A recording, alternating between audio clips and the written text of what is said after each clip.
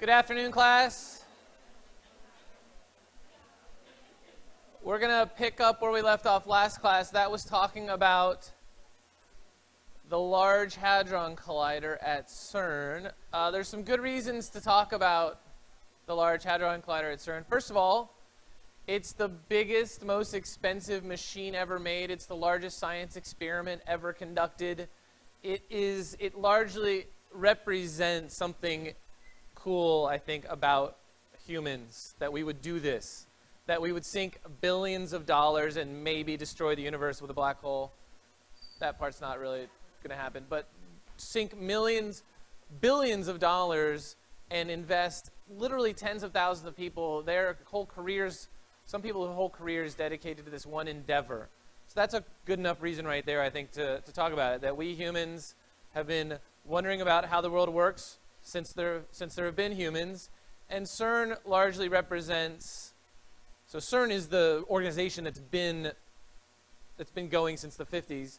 The Large Hadron Collider is their latest large accelerator, and CERN largely represents kind of the pinnacle of that endeavor, the pinnacle of humans trying to figure out how the world works.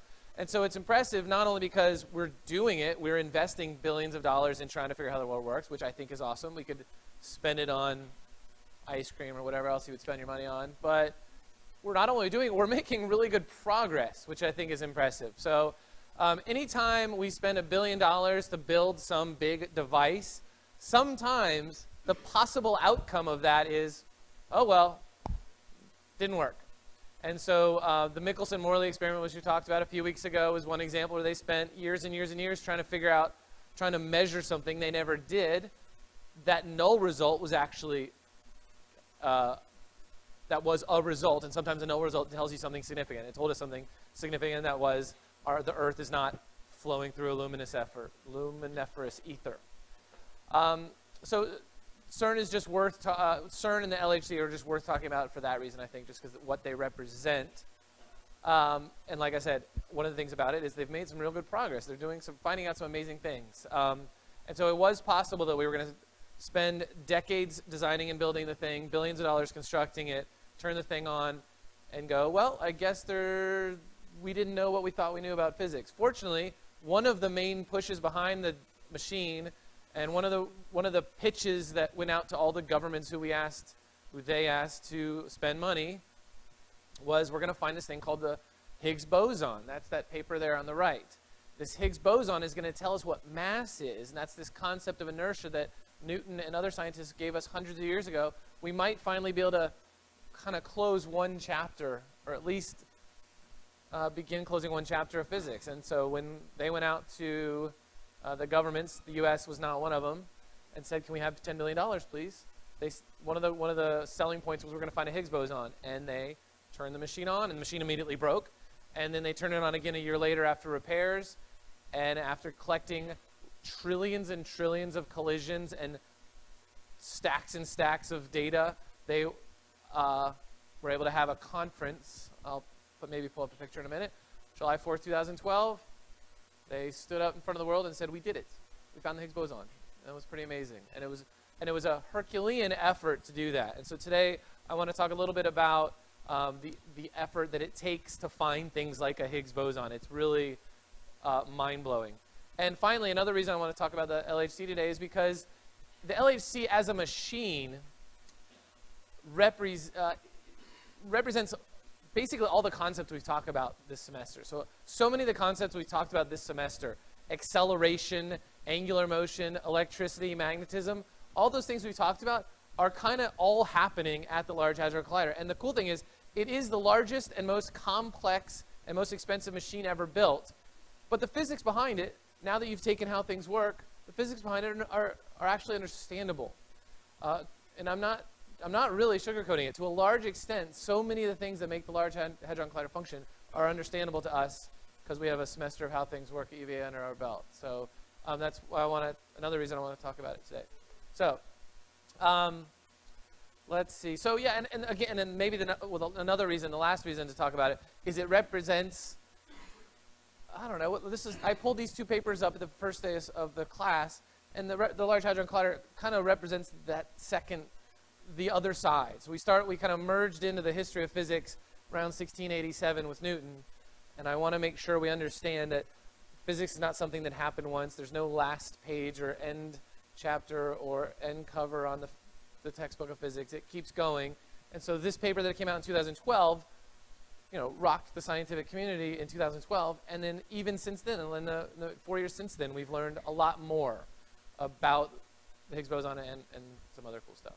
Julia. What was it? I probably should explain that. Julia asked, what was the Higgs boson? Yeah, I should mention that. Let's talk about that. So there was a guy named Peter Higgs in the early 60s, and he came up with a proposal that did a number of things. He came up with a concept of a boson. He didn't call it the Higgs boson. He came up with a concept that did a number of things. First of all, it fixed some math that we needed, that particle physicists needed fixing. So particle physicists in the mid-60s were, by the way, they were starting in the 20s or so, well, even before that, but really kind of getting going in the 30s and 40s. This idea of smashing stuff together to investigate nature was really taking off. So we were smashing stuff left and right at all these labs. And by the way, before I forget, I didn't mention this last class. One of the bigger, better labs to do that is in Virginia, which is cool. So CERN is in Geneva. So if you want to see the biggest one, you have to go to Geneva. If you want to see the second biggest one, you have to go to Chicago. But you can go right over to Newport News and see JLab, which is where they get a lot of data. So anyway, we've been smashing stuff together. We were figuring out a lot about the universe, but there were some problems. And the Higgs boson solved some mathematical problems, but the main thing it did is it provided the reason why things have mass. And so when you get down to this scale, that scale, when you get down to that scale, the scale of sizeless particles that really aren't particles at all, but really are waves, they should all, there's a good reason to believe they should all be going the speed of light. They should all be zipping around at the speed of light. And the fact that some of them are quite sluggish, some of them don't go the speed of light.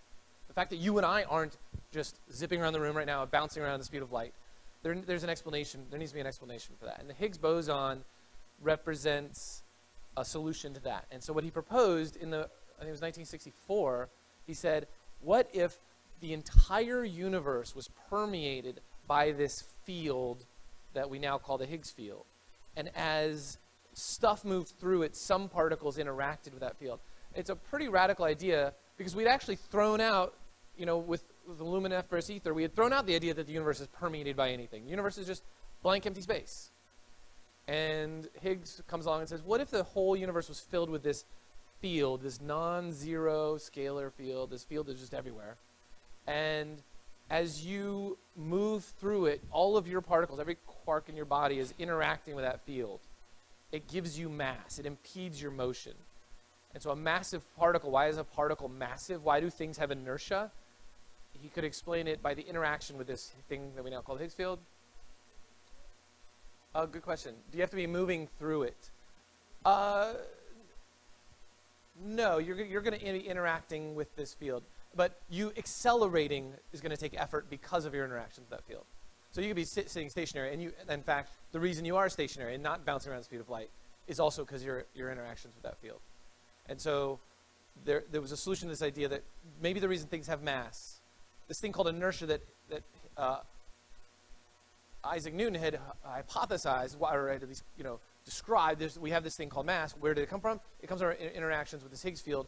2012, they finally say, yep, we found the Higgs field. Billy.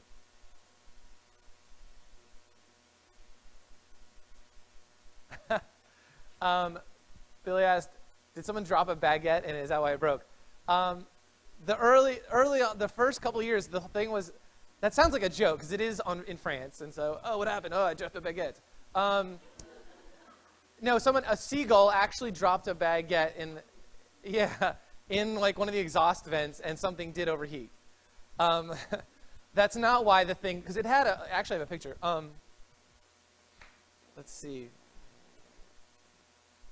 This picture, that tube is supposed to be straight. It's not supposed to have a kink in it. And what happened when they flipped it on for the very first time, so the seagull dropping a baguette did cause a problem. It did not cause the big one that shut it down for a whole year.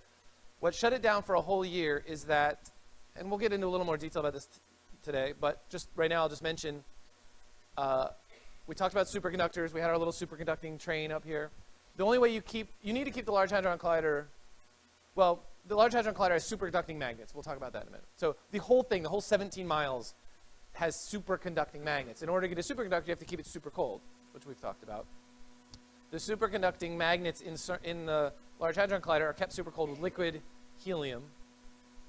And they had two superconducting wires. You can't make a superconducting wire 17 miles around, so you just make little ones and you solder them together. And the joint between two of the wires wasn't a really good joint. And as current was running from one superconducting wire to another superconducting wire, there was a little bit of resistance. So there was a little bit of not superconducting material. When you run 14,000 amps, which is a ton of current, which is what they're running through these superconducting magnets, through a not superconducting thing, it gets super hot, super fast. This whole thing's super. So it got super hot, super fast, and that turned liquid helium into gaseous helium, which expanded rapidly, and it exploded. And this blue tube you're looking at is about this, I don't know, big around is like this table right here, a little bit small, but yeah, like 5 feet around maybe. It's bolted to the ground with very, very big bolts. And the fact that it went gunk and it was offset by a good foot means it was quite an explosion. The explosion came from just a bad solder joint. No baguettes involved in that one, just a bad joint. And so they had to shut the whole thing down for a year and then warm the whole thing back up to room temperature, which takes like a month. Get the guys down there and find the bad one, fix it, and then now that while they're down there, they're like, well, while we're down here, let's make sure it doesn't happen again. Let's go check every solder joint for 17 miles. And that's what they did. And it took a year. But now it's been out running since then. It's great. But it was literally like within the first week of turning it on, they broke it. Okay. Let's talk about a couple of these demos up here, because I feel like most classes I look up at the clock and it's 1:42 and I'm like, demos. So I want to do these first real quick. Question. Oh, it's shut down. Actually, it's, what is it? What are we in, April?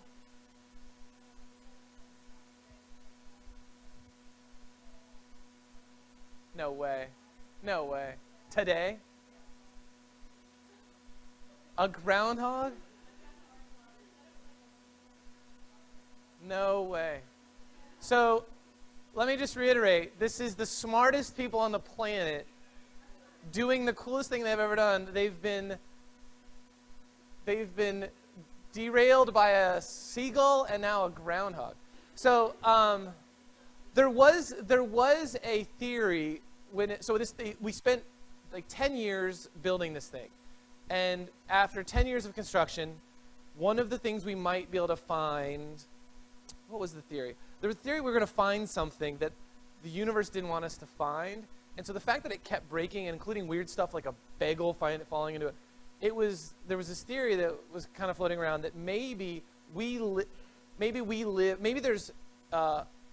time travel and there's multiple universes, and every universe where they build a successful LHC, that universe blows itself up and ceases to exist. We happen to be living in the one where we never successfully built it, so there will be just this endless chain of groundhogs and squirrels and seagulls. Just we'll never get it on, because once it comes on, we will cease to exist, and we won't know that we lived in a universe at all ever. So the fact that you're alive now means you're in a universe that never built a successful LHC. And so anyway, maybe. But that stinks. Okay, so a groundhog, but okay. Is the groundhog still alive? I don't know what happens to a groundhog. Depends on if they bite through one of those 14,000 amp wires. If they're grounded, yeah, they're toast. If they're grounded, and they'll probably, yeah. It would be you would instantly fry. I mean, it would be so fast. It would just be instantaneous. Okay, let's talk about a couple experiments up here. Let's see. I wonder if I can. I'm gonna see if I can remember center projector. Let's do.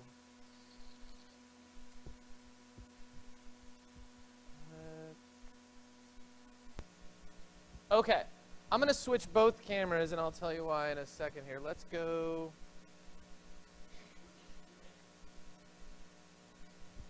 Okay, we're switching things up a little bit. Over on the left, I have a little container of supersaturated air.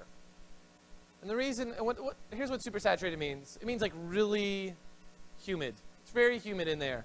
So that's super, super, super humid air. And while I'm discussing it, I'm hoping something will show up. If you see just a faint blip of that looks like it'll look like a tiny bit like, you know, when the airplanes go overhead and they leave the little contrail, little white smoke behind them. One of those might show up in that picture if we're lucky. If we're lucky, one of those will show up. And if it does, the reason I want to see that here today, it may or may not work, is because one of the things they're doing at CERN is they are creating, and I should mention this now in case I forget later, they're creating matter using E equals mc squared. And so earlier this semester we've talked about E equals mc squared all day is what's powering the sun. So the sun is converting mass into energy. So the sun is getting lighter, like less heavy, less massive, and mass is being converted into energy, and that's what warms our planet and gives us light. You can drive that equation the other direction. You can actually put so much energy in one spot, you'll get mass. That's basically what happened at the Big Bang. You and I used to be energy, and we are now massive because the energy was so dense, we got us out of it. And so what they're doing at the Large Hadron Collider is they're trying to make mini Big Bangs. They're trying to put so much energy into one spot, you basically get a little universe out. You get mass coming out of the vacuum. And so you can put energy, so much energy in one spot, you make mass. It's amazing. And so once you've done that, that's neat, but you need to be able to study it, you need to be able to take pictures of it, you need to be able to measure it. And so what happens at CERN is you get massive particles zipping out of the detector. So what they do is they bring two protons into collision. Those protons, two protons go in, and lots of non-proton stuff comes out. And I should mention that sometimes the idea of atom smashing is, oh, if you want to know what's inside your watch, you smash it. That's true. That will work. If you want to know how a watch works, you could smash it and you'll get watch parts out. It's possible, if you smash your watch hard enough, you'll get like a Volkswagen out. You can get things coming out of your watch that weren't there to start with, and you can get things more massive than your watch coming out. And so I can smash my watch and have 5 watches come out. Or I can smash my little watch and then have a Rolex come out. That's what they're doing all day long at CERN. They're putting energy into a collision and making mass. And then they're trying to capture it, take pictures of it, study it, measure it. What I have here is called a cloud chamber. And a cloud chamber is a device that's meant to do the same thing. It's meant to detect and measure particles. And so you and I are on a planet right now that sometimes you forget that planet is a very small thing in a very big universe, and it's zipping around through space. Space is filled with other things. And right now in this room, countless, I mean literally countless, billions and billions and billions of particles are flowing through this room right now. So not only is every cell phone and text message and Snapchat within 10 miles of here passing through this room, and every radio station and TV station, that's passing through the room as we speak. But also while we speak, cosmic rays and neutrinos from our sun and high energy particles from supernova billions of light years away, millions of light years away, are passing through this room right now. And so we've come up with these devices that can actually detect and measure them. By your lack of reaction, I'm assuming none have zipped through that chamber while I've been talking. Did we see one? Oh, really, just now? Okay, so it should look like a little airplane contrail. Okay, so that's, if you saw something, if you saw a little airplane contrail zip through there and then evaporate within like a second, you just watched probably an electron or a proton that got ejected out of a supernova 1 billion years ago pass through that device. That's pretty cool that we've figured out, first of all, that that's happening. That's crazy. But the fact that we have detectors that will register that. So that this is just very supersaturated air that when a high energy particle goes through there, I can it'll ionize the gas, and that ionized gas will condense and make a little cloud. And you can see it. Pretty cool. Just so we can really, really see it, there's a couple ways I can do it. One, I could sit here and wait for the stray remnants of a supernova to pass through the room. That will statistically that'll happen in the next few minutes. Or I can force it by just taking some radioactive material and jamming it in there. So I can, if I put some radioactive material, oh, that was a good one. That was a good one. Nature nature wanted me to just wait on that one. Did we see that? That was awesome. That was probably a particle coming that had been traveling for who knows how long, millions of years through the universe. It just went through our detector. So I can jam some radioactive material in there, and radioactive material is doing just that. It's decaying and shooting off high energy particles, and so I can kind of fake it. So let's try that real quick, just so I can, in case you missed that good one. So I'm going to take this electrode out, and so I'm going to put a piece of radioactive material down in there, and so that'll shoot out radially from it. It'll shoot out these. Oh wow, I don't even there. I guess I should get my hand out of the way. Okay. So you can see those shooting out of there. And that's a lot, that's very similar. So I'm going to show you, in a minute, I'm going to show you some pictures of what the collisions at CERN look like. They look a lot like that. They look like particles colliding at a spot and then being ejected in every different direction.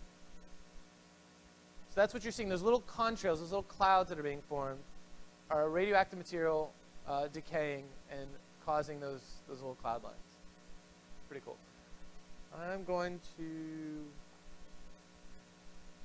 I can just watch that for the next 22 minutes when we're done. I'm going to put the radioactive material away, and we're going to go over to my cathode ray tubes over here. But I'll just leave this camera shot up while we do that. Okay. So hopefully we'll get some more good ones. Okay. Two more examples, two more quick demos, then I'll relate them to what's going on at the Large Hadron Collider. Let's see. I need us to learn a new trick today. I don't think we've learned this one yet. We've learned one right-hand rule so far, and the right-hand rule tells us the concentric magnetic field lines around a wire. I think we remember that. So if your thumb is in the thumb of your right hand is in the direction of current, your fingers will tell you this. Maybe I will take the camera off for a second. No, yeah. I'll leave it. Okay. So your fingers will tell you the direction of the magnetic field. It'll go in these little concentric circles around the wire. Here's another right-hand rule, not to get it confused with the other one, that we need to know about today. And here's, I don't think this has come up yet. Oh, I haven't. You can't see it, so I do need to change the. Let's go to that right-hand rule. That right-hand rule. So what that right-hand rule is telling us is if I have a positively charged particle, like a proton, moving in a magnetic field, it'll experience a force. So again, right now, just that sentence I just said has to do with the link between electricity and magnetism. So I've got a magnetic field and an electrically charged particle. If I take a magnetic field and I just place my electrically charged particle in the field, there will not be a force. It actually has to be moving. And I think we're starting to see that the connection between electricity and magnetism has to do with one or the other moving or changing. So if I take a moving charged particle in a magnetic field, it'll experience a force. And here's my right-hand rule. If I put my thumb in the direction of velocity and my fingers in the direction of magnetic field, my palm will push in the direction of force. In a minute, we're going to see how that is a good chunk of what's going on at the LHC. How do we get protons to go in a circle? We do that. And I'd like to show you two more examples of that happening right up here. Here's the first example. I have up here, this is a cathode ray tube. And a cathode ray tube is a tube with a cathode and a ray in it. And that's just a vacuum tube. And hopefully you can see that dot on the front. Let's see. See the dot on the front? Yeah. It's green if you're going to see the real thing, or it's kind of whitish on the tube on the monitor, or whatever. So what that ray is a beam of electrons being boiled off a cathode here in the back. So there's a cathode here in the back, and it's shooting a beam of electrons. And those electrons are flying from the back here out to the front, and hitting this phosphorus screen and illuminating. So that dot you're seeing is electrons hitting that screen. Those electrons have charge and they are moving, so they will interact with the magnetic field. But because electrons are negative, I hope this isn't too crazy, because they're negative, I'm going to use my left hand to figure out what's going on. So if I take my thumb in the direction of velocity and I subject those electrons to a magnetic field, I will push them. So let's try that. I have a magnet here, north. Let's see. I have a magnet here. North is up here. South is down here. Magnetic field lines go from the top to the bottom. So if I hold the magnetic field, if I hold the magnet like this, here's my left hand, I have field lines pointing downward, right? So they're going out of the top. So over here, the magnetic fields are going out of the top, and they're going down over here. They're going out of the top, and they're going down.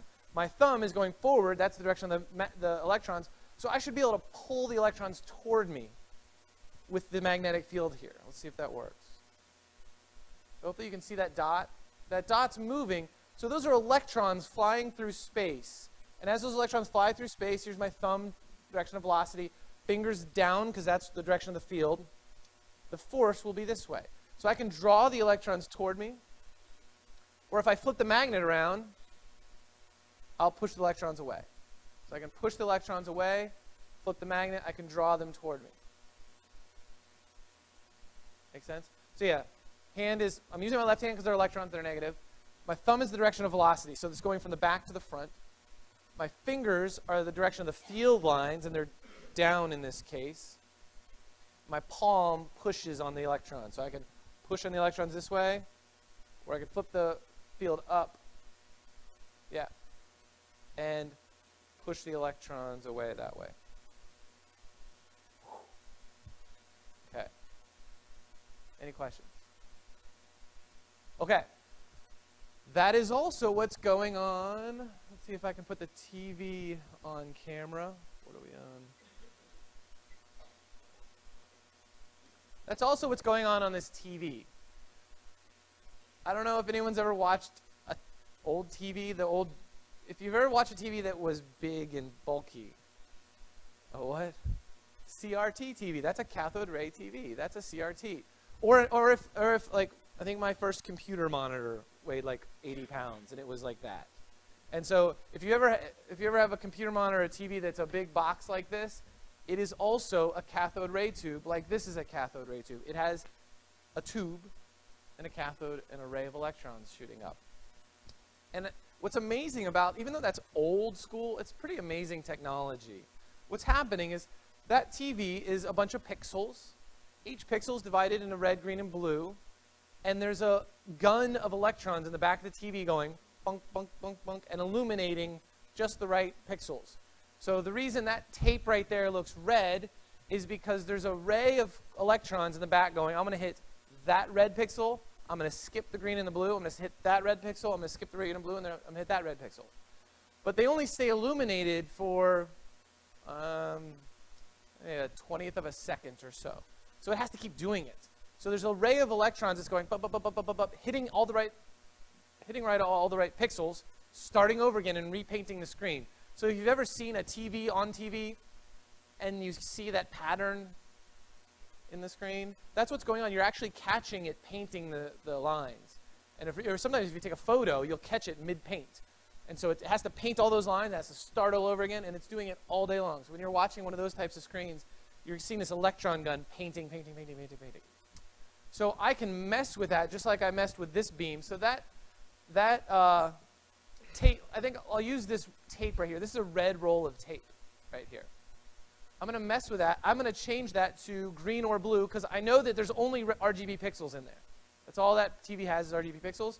So I'm going to take a magnetic field, and I'm going to, let's see, with the field lines going, I'm going to pull the electrons toward me. And I'm going to change that roll of tape to blue.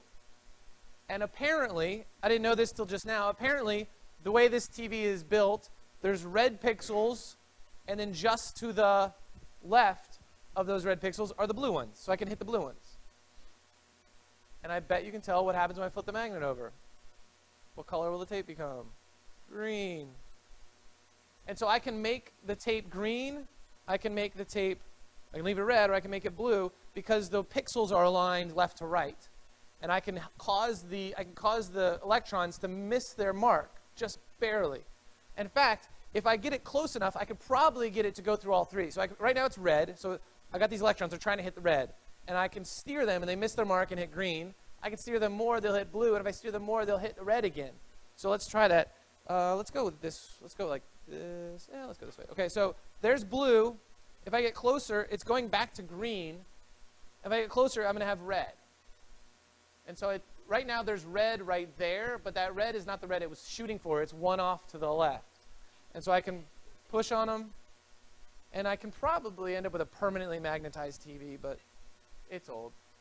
And so, yeah, now actually if I just do that, you can kind of see the pattern of field lines. And so who knows what color all that stuff was supposed to be now. It's all messed up. But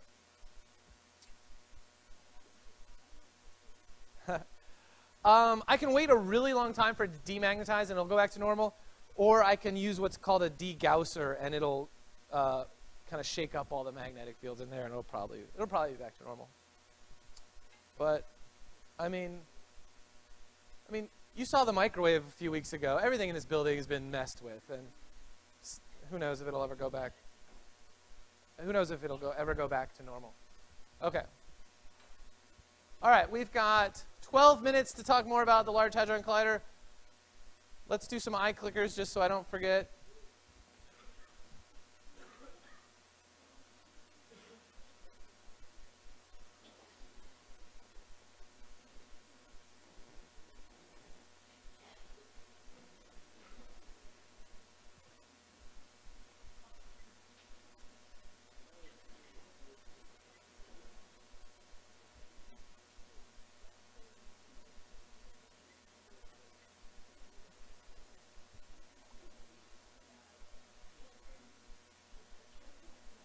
Is that more yellow than normal?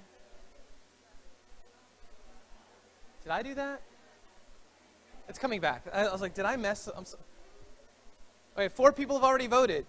5 people. 8. Come on. Everyone's. Okay, let's just. All right, who's going to win? It's B. I guess it's B. You're wrong. I know it's not B. Don't vote for B. All right. Is it C? I'm like having a conversation with a collective. It's weird. All right. Here's the question. What is CERN's annual power bill? Keeping in mind the whole thing is superconducting magnets. Superconducting magnets. So they are a customer of the French power company. So by the way, while you're voting for take another 30 seconds. The LHC, it straddles. I don't remember. I think there's a reason for this. I think to keep it kind of neutral-ish. It straddles the Franco-Swiss border, so it's not in one country. So it's not like France's cool machine or Switzerland's cool machine. I guess they could have found like a 4 corners thing and put it in 4 countries. But it straddles the Franco-Swiss border, and they are just a customer of the French power company. And so they've got these magnets running all day long that they're superconducting, and they're very strong, and there's a lot of them. So yeah, most of you are right. Their power bill is, take one more second to vote. Yes, their power bill is $30 million a year. It's quite a chunk of change just to keep those magnets running. That's there's other stuff. They have lights, but I think the big part of their bill is the magnets. I've got 2 other eye clickers, but before I do that, I just want to mention one thing about these superconducting magnets. So, in a second, we'll talk more about exactly why and how they're bending protons. But the way they bend the protons is they use magnets. They can't get magnets big enough. They're like 8 Tesla magnets. So the way they get a magnetic field strong enough is they have to run 14,000 amps. That's 14,000 times what my laptop uses. So a lot of current. 14,000 amps running through these wires. Any wire you've ever seen would melt under 14,000 amps. So they use superconducting wire. The downside of that is you have to keep it really cold, and so it's very. So I guess the current. I guess a big part of their expense is not just the current in the magnets, but also the cooling system uses a lot of energy as well. So I was actually visiting CERN a couple years ago, and I was walking down the hall, and I noticed the ceiling had running down the length of the ceiling in this hallway were these solid copper bars, about the size of, about as big around as your arm, solid copper just running down the ceiling, and there were like, I don't know, 50 of them or something. And I asked somebody, I said, what's the deal with those copper bars? And they said there's so much current running through all the magnets at CERN at any given moment. If there were an emergency, like there have been, maybe the groundhog, if there were an emergency, there's a button they can push, or it's probably automated, that will dump all the current from those superconducting magnets out. You got to get rid of it somewhere. If you've got 14,000 amps running through 17 miles of track, you got to dump it somewhere. They'll dump it into these copper bars, but because copper at room temperature is not superconducting, you go from these little ribbons of wire. The ribbons of wire are about as big as, like, a little bit bigger than a finger. You go from these ribbons of wire to solid copper as big as your arm. And they said when they've dumped it, the entire ceiling glows red because all that copper taking all that current will glow red while it's running through there. It's a massive amount of energy. So, impressive machine. Okay, 2 more eye clickers, then we're going to talk a little bit more about LHC, and then we're done. Eye clicker number 2. What is dark matter? A, clumps of top quarks and bottom quarks. B, normal matter but with opposite charge. C, normal matter that absorbs all light. Or D, we don't know. Take 15 more seconds.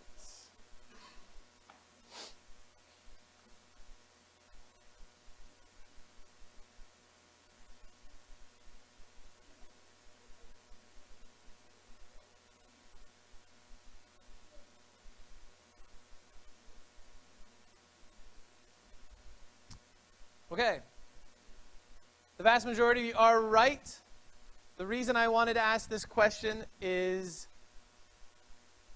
we figured out some amazing things at CERN and at JLab and at Fermilab and all the physicists all over the world doing all the work, trying to figure out how the world works. I think I've mentioned this before, pretty much every time we figure something out and go, good job guys, we figured that out, that only opens the door to more questions. There's some big ones still out there in the world of physics, and here's a big one. We don't know what dark matter is. We're pretty sure it exists. We've seen signs of it. No clue what it is. Well, I don't want to say no clue. We have some clues, but we definitely don't know what it is. All right, one more. You may have heard of antimatter. That's a real thing. They make it every day in the lab. But there's this question out there in the world of physics. Why is the universe composed of matter and not antimatter? Why are you and I matter? Why are you and I not antimatter? Or are there antimatter people? And the question, here's what we know. A, there's always, that's just been the case for always. There's always just been more matter. Or B, matter annihilated all the antimatter. Or C, you can only make antimatter in a lab situation. Or D, which everyone is guessing. Good. D is right. Take 10 more seconds to move over.